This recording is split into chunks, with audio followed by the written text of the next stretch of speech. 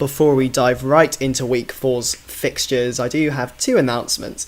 Firstly, I am an official YouTuber now for the Free Agent Press, which is a great way to find a new clan. You can see here lots of channels to join up and try and get your name out there if you're looking for a new clan. There's plenty of recruiters from CWL, ICL, NDL and Minor League and Light War Clan League, I think it is as well. So if you are looking for a new clan, I do highly recommend going over to this. It's a really good idea in my opinion. And I also have my own little channel on here as well. So if you want to go over there for that reason, feel free to do so. But the main reason why I'm saying this is that I have a new Discord server. It is going to be called Jackadunga Media. A few people who are on the Twitch stream are already in there, but now it is officially open to everyone. If you do want to join, all the codes are on the right hand side. Lots of not safe for work banter in there. If you just want to be a fanboy or a fangirl, feel free to come over there and join the server, and you can see when I'm posting and all my announcements. But let's dive straight into the video.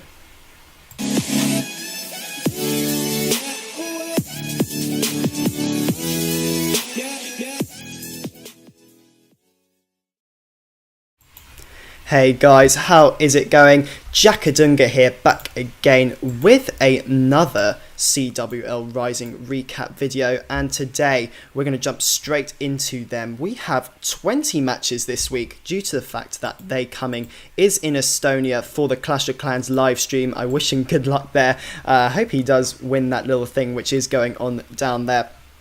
But let's jump straight into these matches. We shall start off with Reddit Ace versus Black Apple, and Black Apple predictably winning this one. They were already 3-0, and Reddit Ace were 0-3. But this does extend their records here. 85-79 here. Black Apple putting on a very nice performance as usual, picking up 2 10v10s, dipping almost perfectly, only failing 1 dip, and going 2 for 9 on 10v11. Despite Reddit Ace doing very nicely on 9v9, you can see a 56% hit rate, better than Black Apple's in fact.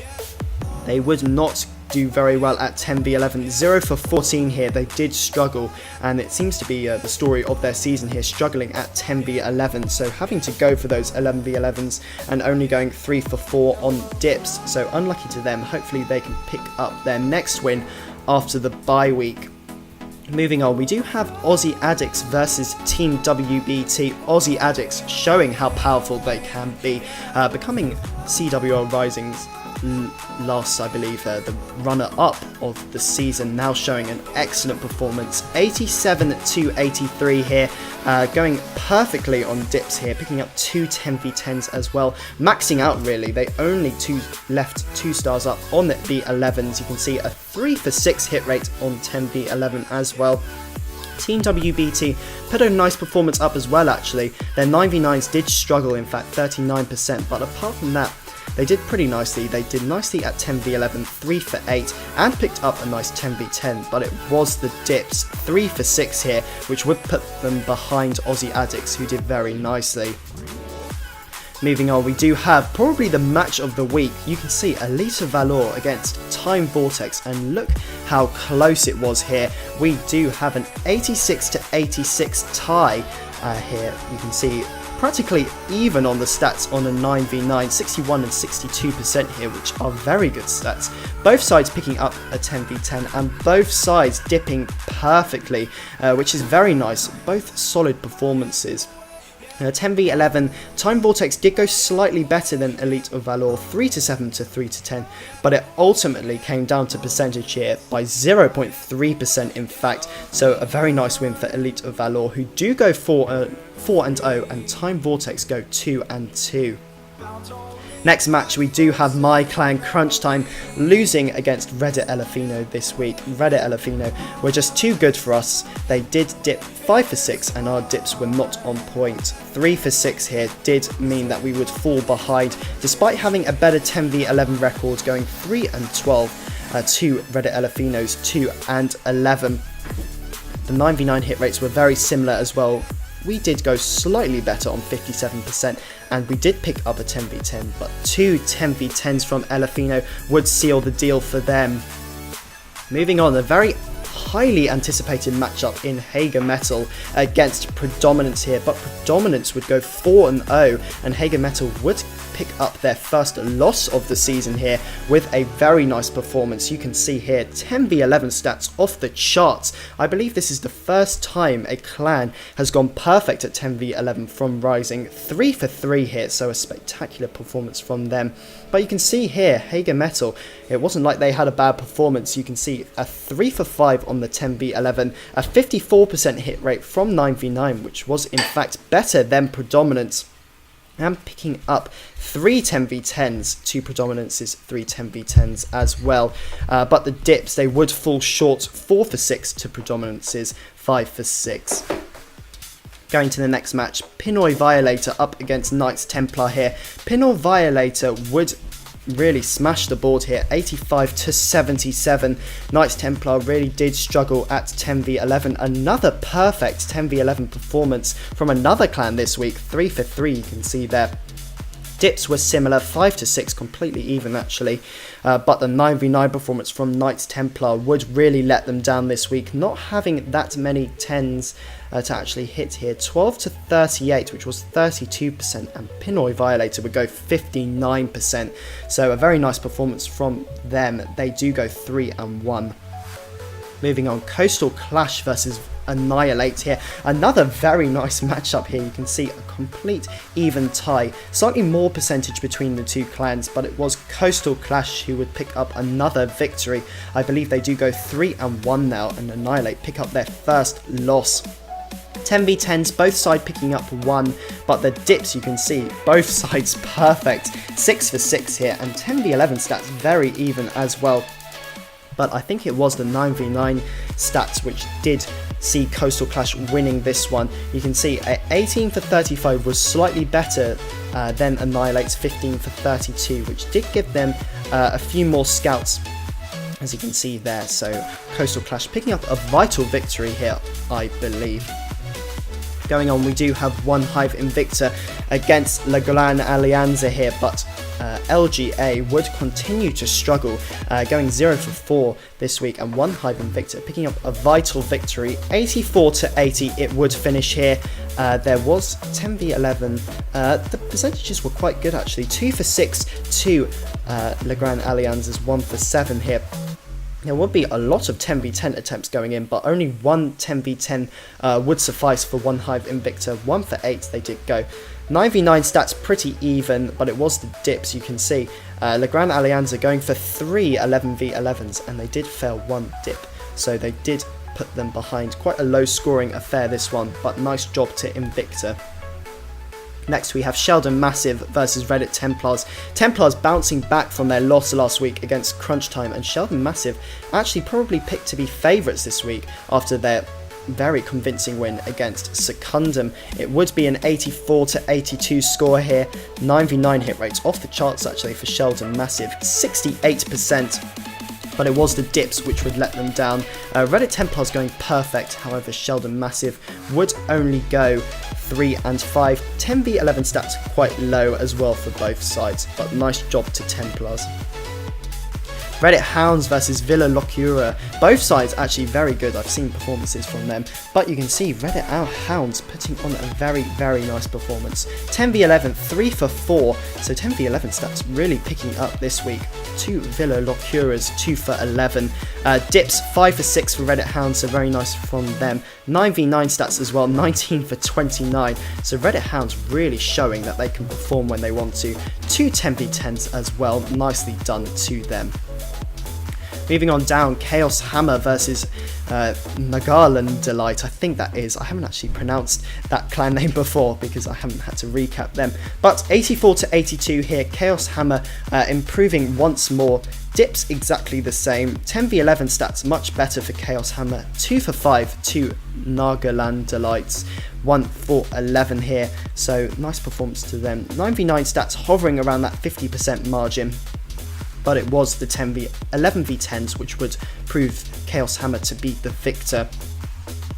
Next match, Clash Warriors versus, I believe it was CHAOSHammer, but I do announce that CHAOSHammer have actually dropped out of Rising and are being replaced by Divine Justice, but I believe that Clash Warriors did face CHAOSHammer this week, so you can ignore the name on the top right. 85-82 victory for Clash Warriors here. 9v9 stats, Clash Warriors going just slightly better here. It was a heavy breakdown though. You can see 4 11s, but they would dip absolutely perfectly, which would be the main reason for their victory here. CHAOSHammer only going 5 for 7 here, so 8 for 8, very good from Clash Warriors. WHF Rising, again, they get very close to winning but won't be able to win. I think they've been one of the unluckiest clans this season. They are still winless. 82-84 here. LP Chiron coming up with a nice victory here. It would be the dips which would mean that Chiron would pick up the victory. 5 for 6 to WHF Risings, 3 for 5. That was hard to pronounce. 10v11, both stats pretty even here, and 1 10v10 apiece, but the dips again are so vital to win these wars. Going on, we have Boston Tea Party versus Los Colossus. Los Colossus winning again against Boston Tea Party, who I would have picked as one of the clans to go all the way this season, but they seem to have struggled in these past 2 weeks, losing 2 on the trot here. It would be a nice dip performance from Los Colossus here. 5 for 6 to Boston Tea Party's 3 for 6, which would prove them to be the better side. They did go very nicely on the 9v9s though. Boston Tea Party, they had 8 scouts, 15 for 30. They would go for 10v9 dips instead of actually trying to hit those 9s, which is interesting, I'd say. A different approach here. Los Colossus not going too nicely on the 9v9 hit rate, but the dips would be enough. Going on to the final matches, we have Secundum against Fortis LTU here. Secundum needed a victory after their loss last week against Sheldon Massive, and Fortis will not be able to improve their record here, going 2 for 2 now.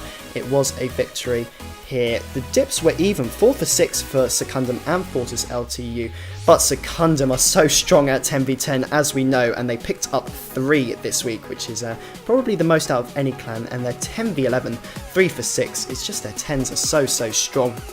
So a nice victory to them, bouncing back after that tough loss. And last, but by no means least, we have Pino up against Dcervezas. Pino winning again here, 82-77. That is 3 wins on the trot for them, and VD would go 0 and 4, still not being able to pick up that win. 10v11 hit rate for VD was not too strong, 0 for 9 to Pino's 2 for 12. Both clans struggling there, but Pino would pick up a 10v10 and go 5 for 6 on dips, and VD would only be able to manage a 3 for 6 dip rate and no 10v10s. Both 9v9 stats quite low as well, but Pino would do enough to win this week. Nicely done to them. Now we have 3 clans in the spotlight this week. Let's jump right into their attacks.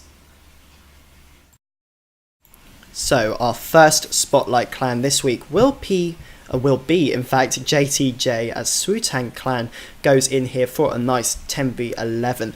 But let's dive into a bit of what they say about themselves, starting off here with a little bit about their history. JTJ became competitive in the league with a few friends who decided to make a clan.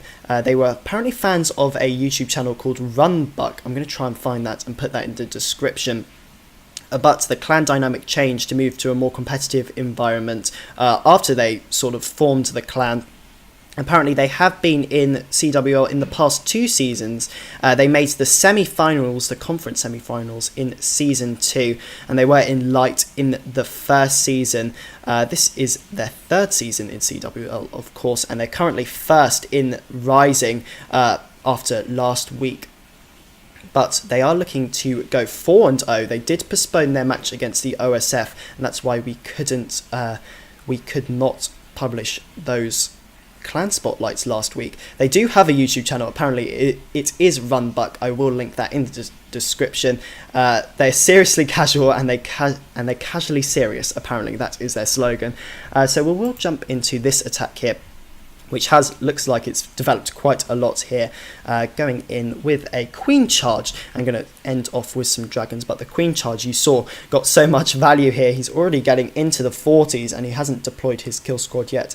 I liked this part, the Golem going in to this right hand side, going from the right hand side to the south, and the Bowlers and King actually split, which is quite funny because the Queen needs a bit of backup here to clear faster. And the King and the Golem is the only thing which is going to be needed to clean this south side. So you can see he's going to hit 50% without even putting the Dragons down. So he's going to deploy those now. He actually has to be careful of time here because he does hit the 3-minute barrier before the time runs out. You'll see there comes the Dragons. He does have 2 Rages and an Earthquake, but it's pretty easy going for these Dragons. He must have been slightly worried that the Dragons might not pick up that Town Hall in time, but luckily 10 seconds will be enough and he will end up with a high 68%, I believe, 2-star, if I can remember correctly. So nicely done to him. Yes, 68%. Right, let's head into this 10v10, a nice Queen Walk Miner attack. But the stats for this war are as follows. It was a very nice victory for JTJ up against the Mooches, 85-77. They would pick up a 10v10 and their dips would be very nice. 5 for 6 here. 9v9, Mooches struggling again, only going 13 for 36, a 36% hit rate, and JTJ would go 18 and 30, putting them up in the 60s for the percentage hit rate there. 10v11, both clans did quite nicely, 3 for 10 for JTJ, and 2 to 6 for the Mooches, so hanging around that 30% hit rate. But the dips in the end would prove that JTJ would put this war out of sight. 5 for 6 to the Mooches, 3 for 5. So nicely done to JTJ. They are technically still undefeated and could end up winning the whole thing, as they have proved that they are a very strong clan.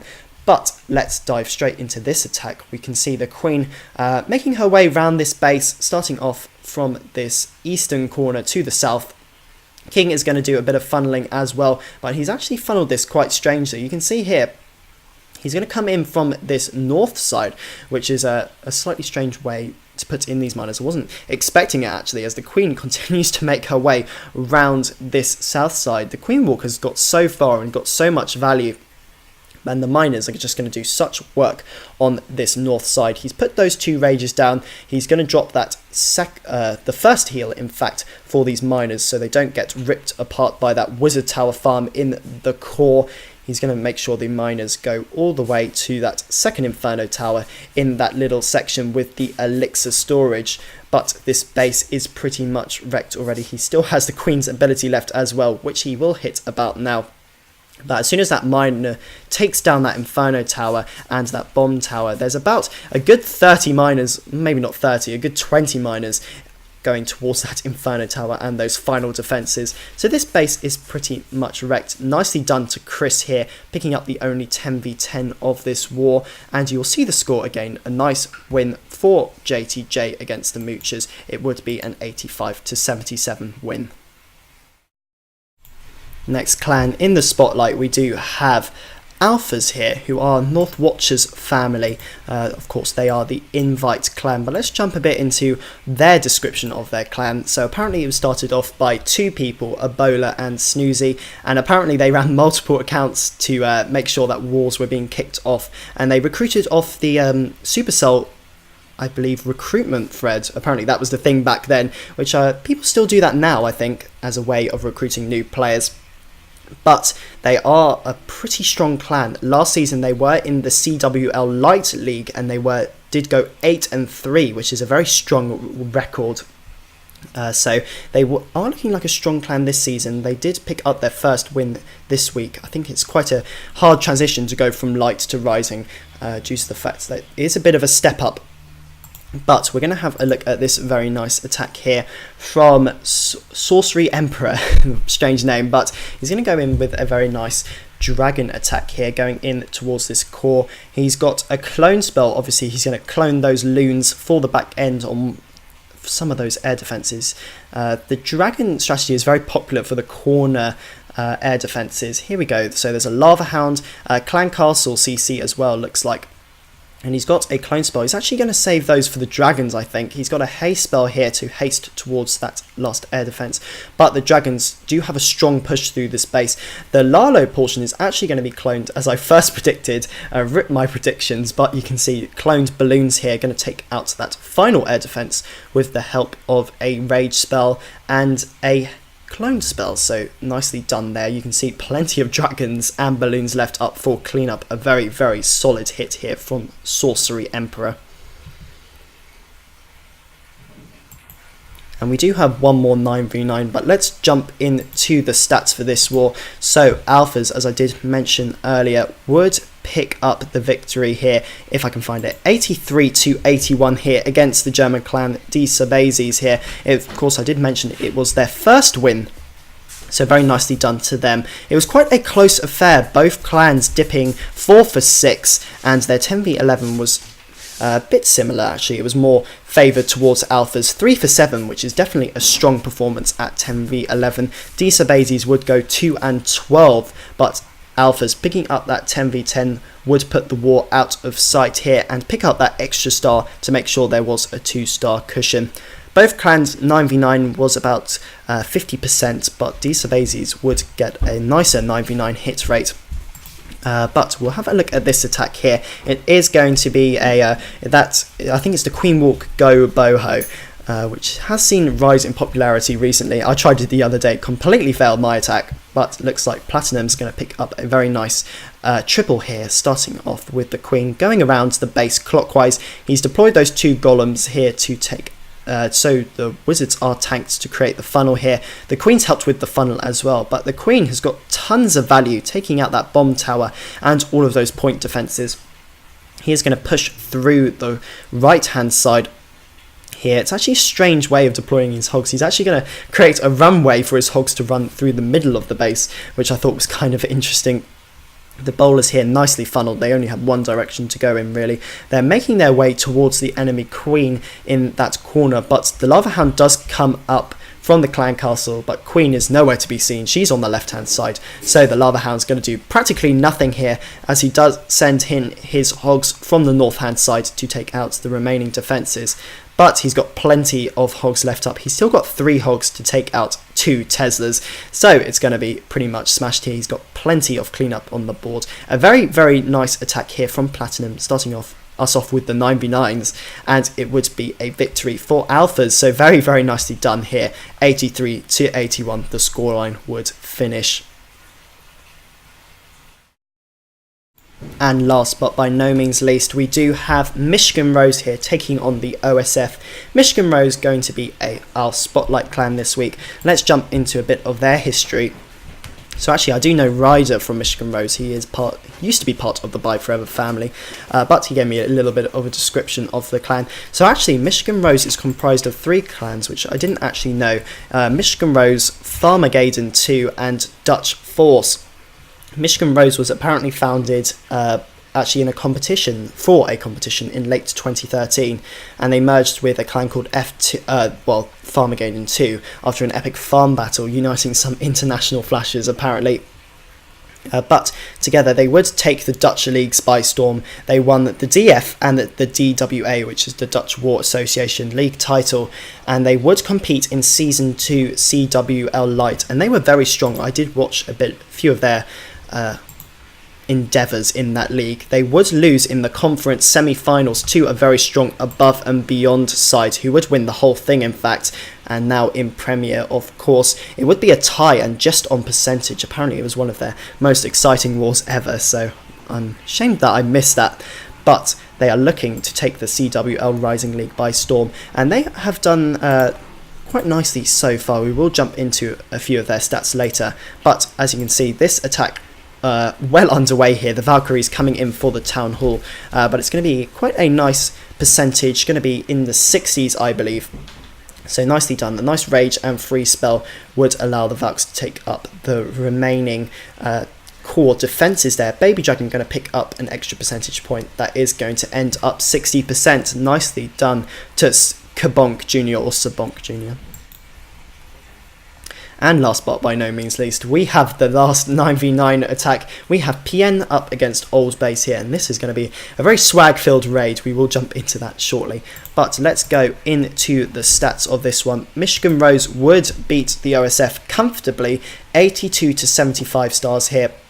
10v11 stats were hot for Michigan Rose, 3 for 6. The OSF would struggle again though, only going 0 for 11. They had plenty more 10v10 attempts, but actually Michigan Rose and the OSF would end up with 1 apiece.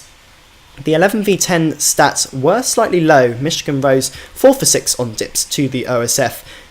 2 for 6 here, and the 9v9 stats though were the thing. Michigan Rose here 17 for 24, a 71% hit rate here, which is of course very good. The OSF would only go 44%, so a nice win here for Michigan Rose, putting them, I believe, 3-1. I may be wrong, let me just quickly check that so I don't get crucified here. Where are Michigan Rose? They must be somewhere near the top. Yes, 3 for 1, I am correct. I thought so. I just needed to check just in case. But you can see PN's attack well underway again.